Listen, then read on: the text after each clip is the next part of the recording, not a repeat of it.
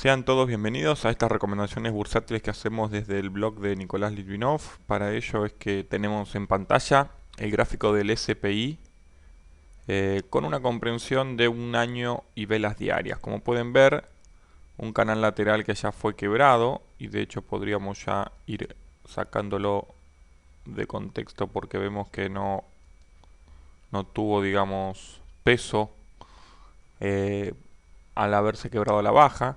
Y ahora tenemos este chart que lo que nos interesa ver es qué es lo que ocurrió la semana pasada y de ahí, bueno, analizar el resto, ¿no? De lo que puede pasar. Antes de ver el chart, vamos a hacer como hacemos habitualmente un recorrido por los rendimientos que tuvimos justamente en esa semana. Fíjense que a pesar de haber tenido dos días muy feos de caída, que fue el jueves y el viernes, con una caída que entre ambos días sumó un 3,71%, la semana terminó 0,16% abajo, perdón, 0,16% abajo, producto de la fuerte suba del lunes y luego una consolidación en martes y miércoles, ¿no? O sea que punta a punta, a pesar de estos dos días fuertes de caída, 0,16% abajo el rendimiento semanal. Cerramos el mes de agosto con una caída del 4,88%, inauguramos septiembre, como no podía ser de otra manera, también con una caída del 3,71%. Entonces, tenemos un rendimiento anual desde el 1 de enero hasta la fecha que tiene un saldo negativo del 6,65%. Ese es el rendimiento negativo que tiene en el año el Standard Poor's 500. Y como podemos ver entonces, agosto y septiembre solamente con estos dos días de caída, ¿no?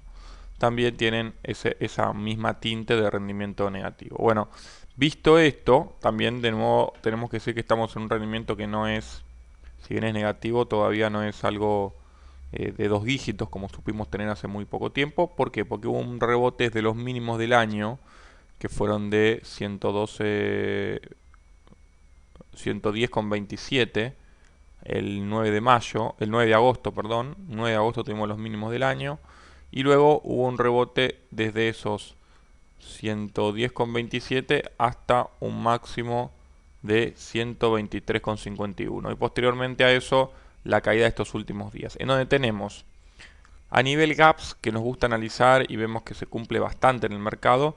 Ya tenemos 1, 2, 3, 4 gaps para cerrar al alza y solamente uno a la baja, que es ese famoso y viejo gap que venimos siguiendo en 105. Fíjense que estos días, con la caída del Standard Poor's 500, se cerró un gap que tenía abierto al alza, que era este de acá que les estoy marcando ahora. Con esta suba y luego con esta caída cerró ese gap y dejó abierto este nuevo gap de el día viernes justamente, ¿no? Del día viernes. Entonces, eh, volvemos a la comprensión de 9 meses diarios. Fíjense que acá ni siquiera se ve el gap que está más abajo que sí aparece acá, ¿no? Pero si lo miramos en 9 meses diario, tenemos 1, 2, 3, 4 gaps para abrir al alza. Mientras estoy grabando este video, los futuros están a la baja también, con lo cual es probable que el mercado americano siga abriendo a la baja por lo menos el martes, primer día de operaciones, en una semana que será más corta, porque bueno, justamente el lunes, primer día de operaciones, el mercado no ha operado en Estados Unidos por ser feriado, no así en Europa, que lo hizo con caídas bastante fuertes para tener en cuenta. Bueno, desde el punto de vista técnico podemos ver entonces un RSI que ahora ya está de nuevo, luego de estar sobrecomprado y producto de la baja de jueves y viernes, llegando a niveles de neutralidad. Tenemos la media de 50 y la media de 200 que están por encima. Eh, yo sigo pensando que en algún momento, no tiene por qué ser esta semana o los primeros días de esta semana, pero que en algún momento vamos a tener algún testeo de la media de 200. Esperemos que sea lo más arriba posible y no bien abajo luego de varios meses, ¿no? Pero luego de haber roto la media de 200 en esta caída, el SPI nunca fue a testear desde abajo, movimiento que hace habitualmente por cuestiones técnicas la mayoría de los papeles y más que tienen este volumen. Entonces, sería interesante primero ver un testeo de la media de 50 y luego un testeo de la media de 200 y ahí determinar cuál puede ser el futuro inmediato y si conviene hacer un rebalancing de cartera o no, pero recién en esos niveles, porque ahora todavía estamos un poco lejos de lo que fue la ruptura de la media de 200. Entonces, las chances también, a raíz de que el mercado siga cayendo y siga abriendo con gap down, van a estar cada vez más del lado de una recuperación, producto de estos gaps que tienen que cerrarse al alza y de los gaps que ya fueron cerrados que estaban más abajo, ¿no? Entonces, mientras más abra el mercado con caídas fuertes y más gaps down tengamos, más fuerte la posibilidad de que en algún momento se vea una recuperación más fuerte para cerrar todos esos gaps que están abiertos, como lo hizo en esta caída fuerte, cerrando todos gaps que teníamos abiertos, como 4 o 5 que había abiertos de los últimos meses del año pasado. Bueno, seguimos entonces viendo ahora, como lo hacemos habitualmente, el gráfico de Emerging Market. Como pueden ver, muy parecido al SPI, con la diferencia que no debe ningún gap por debajo, o sea que todos los gaps que tiene, perdón, debe este gap por debajo fuerte, que frenó un poquito antes, ¿no? Fíjense que es un gap también de del lunes pasado, que el SPI cerró y Emerging Market no, se ve que la caída no fue tan fuerte. Lo que sí dejó abierto un nuevo gap, que es el que no tenemos trazado y por eso al principio me confundí cuando empecé a hablar, que es este. Como pueden ver en un gráfico de comprensión de velas de 5 minutos, aparece este gap down que no cerró y ahora el objetivo es que cierre este gap a la baja, ¿no? Probablemente lo haga en la apertura, por este contexto bajista del cual les estaba comentando. Entonces, si eso lo hace y encima lo hace con otro gap, va a haber 1, 2, 3, como 5 gaps para cerrar al alza y ninguno a la baja. Pero el RSI ahora está ya en niveles neutros, probablemente se ponga sobreventa si el mercado abre efectivamente a la baja. Como consecuencia de esto también, un testeo de la media de 200 o primero la media de 50 sería lo más razonable. Había cuenta de que eso no ocurrió cuando se quebraron ambas medias. Y esperar entonces en algún momento que tendría que haber algún rebote dado estos terribles gaps que estamos viendo que tienen que cerrar al alza. Obviamente ese rebote, repito, no tiene por qué ser esta semana o la semana que viene, pero que eventualmente en algún momento esos gaps deben cerrarse. El oro, también lo seguimos habitualmente, sigue su tendencia alcista, luego de haber amagado con ir a buscar un testeo de la media 50, pero esta vez este chart sí, de arriba hacia abajo, porque tiene una clara tendencia alcista, frenó esa caída y nuevamente se colocó al alza, nuevamente dejando gaps abiertos. Y ahora, luego que les estoy trazando este gap que quedó abierto, podemos ver que GLD ya nos debe 1, 2, 3, 4, 5, casi 6 gaps a la baja que también en algún momento debería ir a buscar. No parece que sea en el corto plazo porque, dado el contexto complicado del mercado, el oro sigue subiendo y fuerte.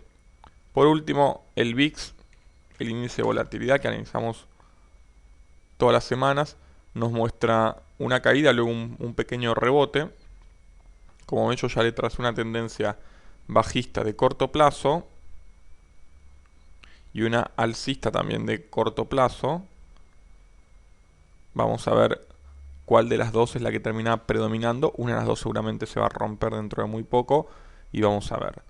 Lo importante del VIX es que no rompa este máximo de 48, que había sido 48.20 un tiempito atrás. Fíjense, 48.20, esto fue en mayo del 2010, luego de esa caída intradiaria fuerte del 10% que hubo y luego la recuperación, ¿no?